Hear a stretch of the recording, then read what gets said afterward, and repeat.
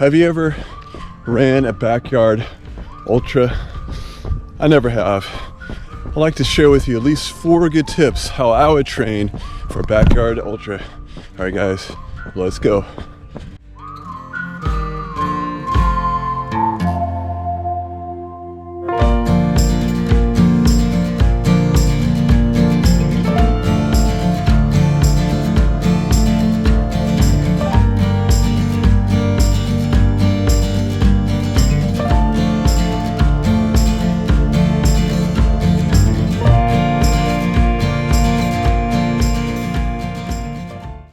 Is a backyard ultra where you run an ultra marathon in your backyard?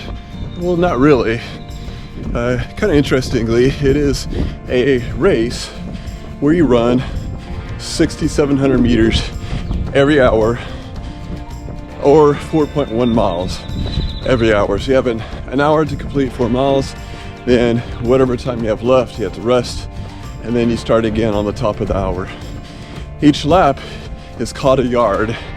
And so the object of it is that you run until you cannot finish 1 yard within an hour. And then the last person to complete a yard when everybody else does the finish, then that person becomes a winner. There's no distance, there's no time. It is whoever is the last remaining person. So here's kind of a history of ultra or backyard ultras. Way before backyard ultras started, in 1910, a gentleman by the name of Eugene Stoppe ran 1 mile every hour for 1,000 hours, which completed 615 miles. That's incredible.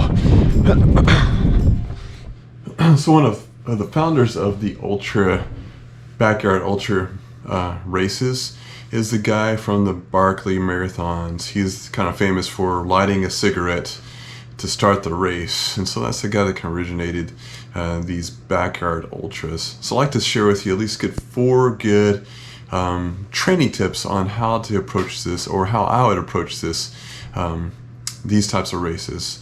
Number 1 would be doing lots of, definitely slow, easy mileage.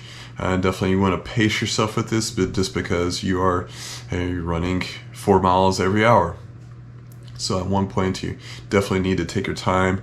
Even if you did kind of a walk jog combination, you can always walk, run 2 miles, walk a mile, then run another mile. And so that's, definitely you can at least getting at least 15 minutes per mile can really get you there. So that would be every hour, so you have to continuously go, but you would not have any breaks. Or you can do a 10-minute mile, and then at least you have a 20-minute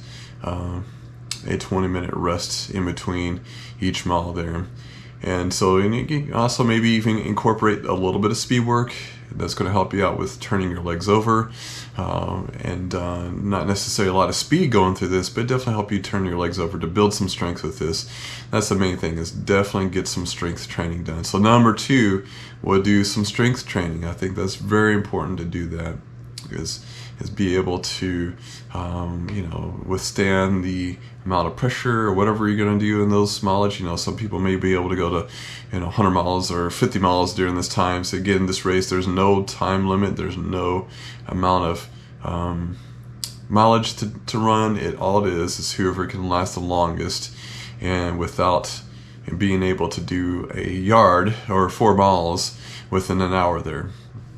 And so number 3 would do making sure that you're hydrating. That's very important, before and after, that you're, training while you're running, you're training taking in water, and that you have all the plans that you need to go about this race. So I think that's very important to do that. And also number 4 is nutrition.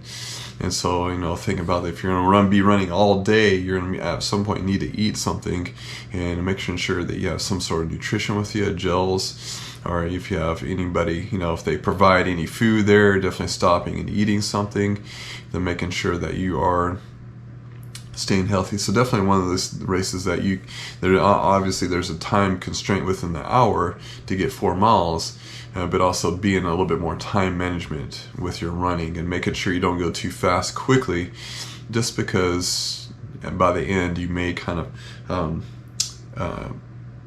expend your energy there. Alright guys, this completes this video. Hope everyone out there staying safe, keep running, and I'll see you next time.